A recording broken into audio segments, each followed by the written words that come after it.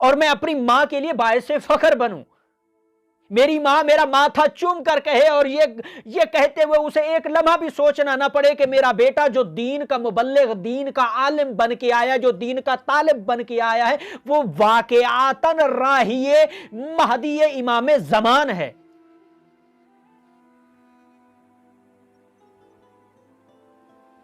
ہماری بہن کو، ہماری بیٹی کو یہ ایک لمحہ بھی نہ سوچنا پڑے،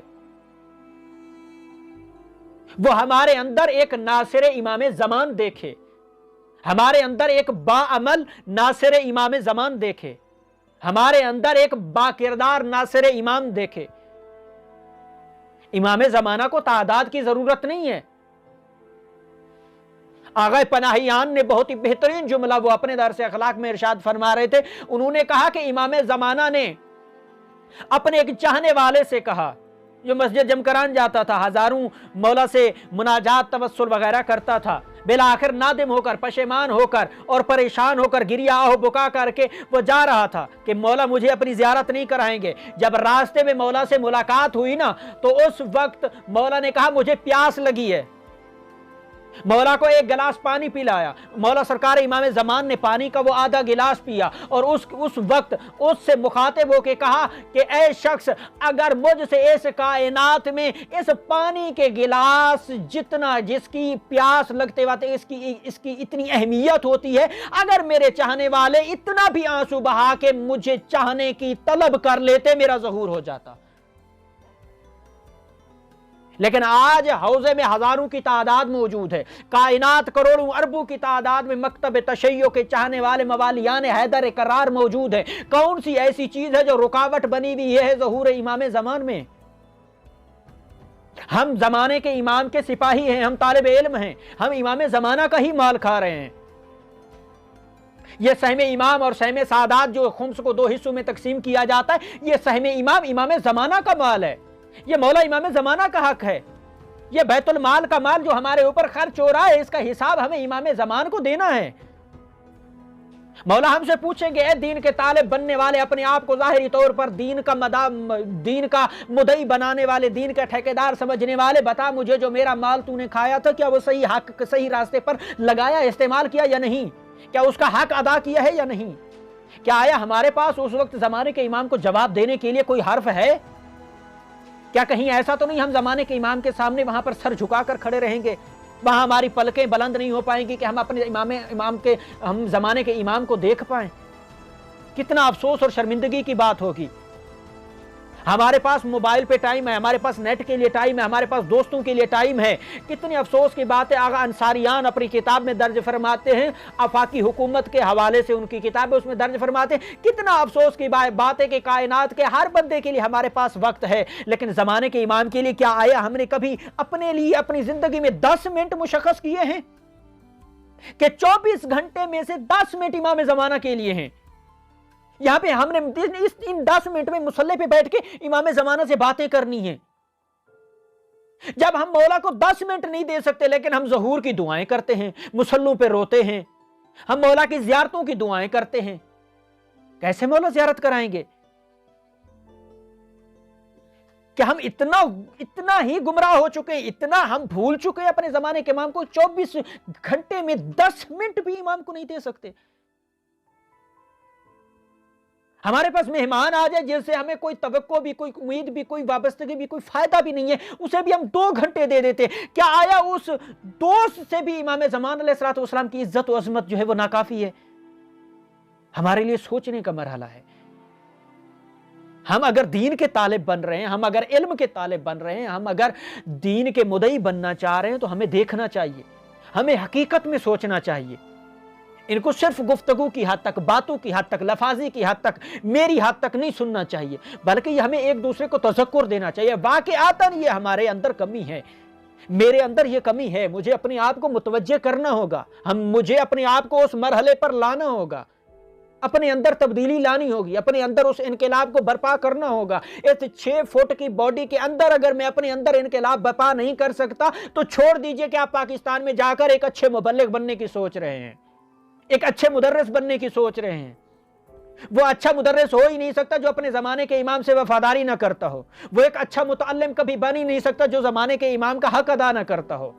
وہ کبھی بھی اچھا مبلغ بن ہی نہیں سکتا جو اپنے زمانے کے امام کی نصرت نہ کرتا ہو. کیا آیا حال من ناصر ینصرنا صرف فقط کربلا میں عصر عاشور کے وقت ہی نہیں، بلکہ وہ تمام آنے والے ان تمام شیعوں کے لیے تھی، تمام ان حسینیوں کے لیے. آج بھی وہ فضا گونج رہی ہے کہ کوئی ہے جو زمانے کے امام کی مدد کرے. حسین علیہ السلام نے جب کہا تھا حال من ناصر ینصرنا کہ ہے کوئی جو مجھ حسین کی مدد کرے، وہ ہر امام کی طرف سے نیابتاً پیغام تھا. کون ہے جو اس وقت زمانے کے امام کی مدد کرنے والا؟ آج بھی زمانے کا امام ہم سے پوچھ رہا ہے کون ہے جو مجھ مہدی کی مدد کرنے والا ہے. تو ہم دیکھیں ہمارے اندر کون ہے. اپنے اندر میں، اپنی سینے کے اندر جھانک کر، اپنے دل کے اندر جھانک کر، اپنے عمل کے اندر جھانک کر دیکھیں ہم کتنی مدد کر رہے ہیں زمانے کے امام کی. کیا مولا کی ہم سے کچھ توقعات نہیں ہیں؟ ہر شب جمعہ، آج جمعرات کا دن ہے، ہر شب جمعہ ہمارے نامہ اعمال 12ویں آقا کے پاس پہنچتے ہیں. اور جو مولا کے چاہنے والے ہوتے، جو متقی ہوتے، جو پرہیزگار ہوتے، جو باعمل ہوتے، مولا خوش ہوتے، ان کے حق میں دعا کرتے ہیں. اور جن کے گناہ ہوتے ہیں ان کے اوپر گریہ کرتے ہیں. کتنا افسوس کی بات ہے کہ زمانے کا امام ہمارے گناہوں کے اوپر گریہ کرے. ہم اتنا بدبخت ہو چکے ہیں کیا؟ ہمیں اتنا بھی توجہ نہیں ہے.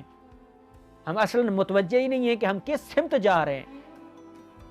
یعنی امام زمانہ کا راستہ علم کا راستہ ہے، امام زمانہ کا راستہ معرفت کا راستہ ہے، امام زمانہ کا راستہ شہادت کا راستہ ہے، امام زمانہ کا راستہ تدبر کا راستہ ہے، امام زمانہ کا راستہ تفکر کا راستہ ہے، امام زمانہ کا راستہ معرفت کے ان تمام منازل کا راستہ ہے. جس علم کو ہم حاصل کر رہے ہیں، جو علم ہمیں رسول خدا نے کہا کہ ہر مرد، مسلمان مرد، عورت، چھوٹے بچے، بوڑھے، بیوی، شوہر تمام کے اوپر واجب ہے، وہ یہی علم ہے، وہ یہی معرفت ہے، وہ یہی تدبر ہے، وہ یہی تفکر ہے. اردو اور انگلش اور عربی میں تو شاید انگریز کو بھی قرآن پڑھنا آ جاتا ہے. پھر آپ کے قرآن پڑھنے میں اور اس کے قرآن پڑھنے میں فرق کیا رہ گیا؟ یعنی گویا ہم میں اور اس میں معرفت کا فرق ہے. ہمارے پاس اعتقادی بحث ہے، ہمارے پاس ہمارا عقیدہ ہے. ہمارا مسلم عقیدہ ہمیں معرفت کی طرف متوجہ کرتا ہے، ہمیں معرفت کے راستے پر چلنے کا حکم دیتا ہے. ہماری نیت، ہمارا خلوص اچھا ہونا چاہیے، ریا نہیں ہونی چاہیے. ہمارا درس، ہماری تدریس، ہمارا ہر وہ کام امام زمانہ کے لیے ہونا چاہیے. مجھ اپنے آپ سے ایک سوال ہے، میں نے 24 گھنٹے میں یا اپنی اس پوری زندگی میں کوئی ایسا کام جو امام زمانہ کے لیے کیا ہو؟ مولا امام زمانہ، میں فلاں طالب علم کی مدد کر رہا ہوں، آپ کے لیے کر رہا ہوں. مولا امام زمانہ، میں اپنے والدین سے خوش اخلاقی سے پیش آ رہا ہوں، آپ کے لیے. مولا امام زمانہ، میں کسی غریب کی مدد کر رہا ہوں، آپ کی نیابت میں کر رہا ہوں. کوئی ایک کام میں نے نہیں کیا مولا امام زمانہ کے لیے. کیسے میں ناصر بن گیا ہوں مولا کا؟ کیسے میں دائی بن گیا ہوں مولا امام زمانہ کا؟ کیسے میں با علم، با متقی، با پرہیزگار، با معنی، با عمل بن گیا ہوں؟ بالکل بھی نہیں. میرے دوست، میرے بھائی، میرے عزیز طلباء، علماء، ہمارے لیے لمحہ فکریہ ہے. ہم اپنے آپ کو دیکھیں، اپنے بارے میں سوچیں، اپنے کردار، اپنے عمل کے بارے میں سوچیں کہ ہم کس جگہ، کس مقام پر کھڑے ہوئے ہیں اس وقت. کیا ہم خدا کی معرفت حاصل کر رہے ہیں؟ ہم قرآن کی معرفت حاصل کر رہے ہیں؟ ہم امام زمان کی معرفت حاصل کر رہے ہیں یا نہیں؟ ہم اپنے عمل کی طرف متوجہ بھی ہیں یا نہیں؟ ہم اپنے اخلاق کی طرف متوجہ ہیں یا نہیں؟ ہم جس علم کے لیے آئے ہیں، جس علم کو حاصل کرنے کے لیے اتنی عظمتیں، اتنی قرآن کی آیاتیں، اتنی احادیث، اتنی روایات نازل ہوئی ہیں، کیا آیا ہم نے ان کے اوپر عمل کرنے کے لیے بھی اپنے آپ کو آمادہ کیا ہے یا نہیں کیا؟ تو گویا ہمارے پاس اب نتیجہ یہی ہے. پہلے نمبر پر کیا ہے کہ ہم معرفت حاصل کریں، دوسرے نمبر پر ہم علم حاصل کریں، تیسرے نمبر پر کیا ہے کہ ہم تدبر کریں، تفکر کریں، چوتھے نمبر پر کیا ہے؟ ان تمام چیزوں کا مجموعہ یہ ہے، ان تمام چیزوں کو اپنے کردار پر، اپنی گفتگو پر اور اپنے عمل پر اپلائی کریں اور ان کے اوپر آزمائیں، اور اپنی زندگی کو عمل کے ساتھ لے کے چلیں، اپنے کردار کو عمل کے ساتھ لے کے چلیں، اپنے تدبر و تفکر کو عمل کے ساتھ لے کے چلیں. अपनी मारिफत को अमल के साथ लेके चले, अपने इल्म को अमल के साथ, चूंकि इल्म जो बगैर अमल के हो वो बेसूद है, बेफायदा है, उसका कोई फायदा नहीं है। ऐसा इल्म जो हासिल करता रहे लेकिन अमल नहीं हो, उस जुबान में कभी तासीर नहीं होती, उसका कोई फायदा नहीं, ना वो दुनिया में फायदा मंद है ना वो आखिरत में फायदा मंद है। इल्म भी वही कारमंद होता है जो हमारे अबदान में भी और हमारे अदियान में भी और हमारी जिस्म में, हमारी रूहानियत उससे अगर उजागर हो, वो इल्म हमारे लिए सूदमंद है। और इसी इल्म को हासिल करने का हमें कुरान भी हुक्म देता है, मासूम का फरमान भी हुक्म देता है और खुदावंद मुताल की ज़ात भी हमें हुक्म देती है।